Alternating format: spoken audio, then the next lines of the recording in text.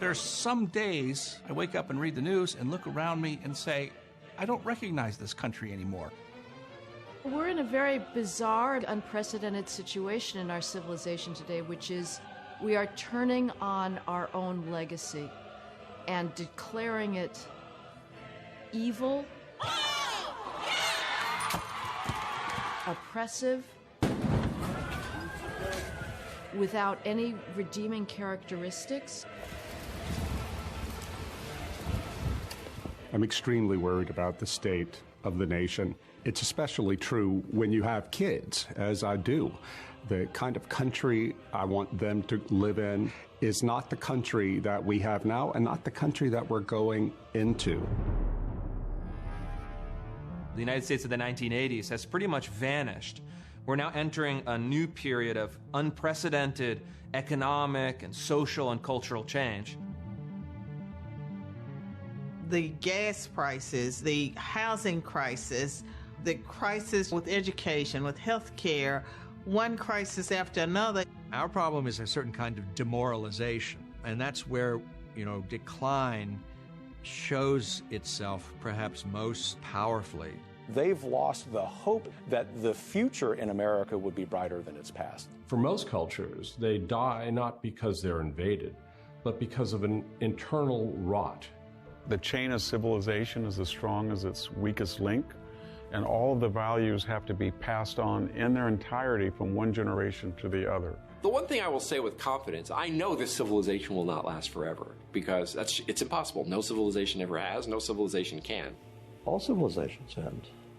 There will be no exceptions. The United States will not be one. Time is growing short. The dangers are gathering.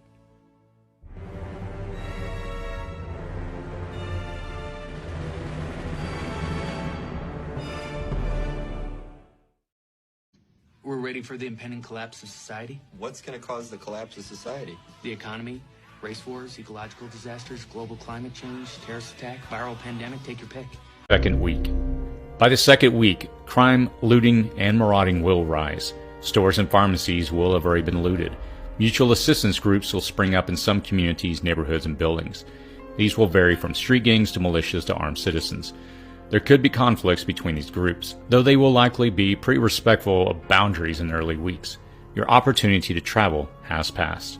Roads impacted by people fleeing population centers will be littered with abandoned vehicles and will be far too unsafe to travel. Many will be living out of their cars on rural land they could get to, and they will suffer being kicked out off that land by locals.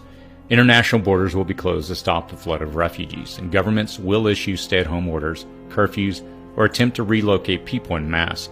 Like all the money's gone and a collapse is imminent. But we have to stay calm and think of ways to prevent a bank run so we can get ours.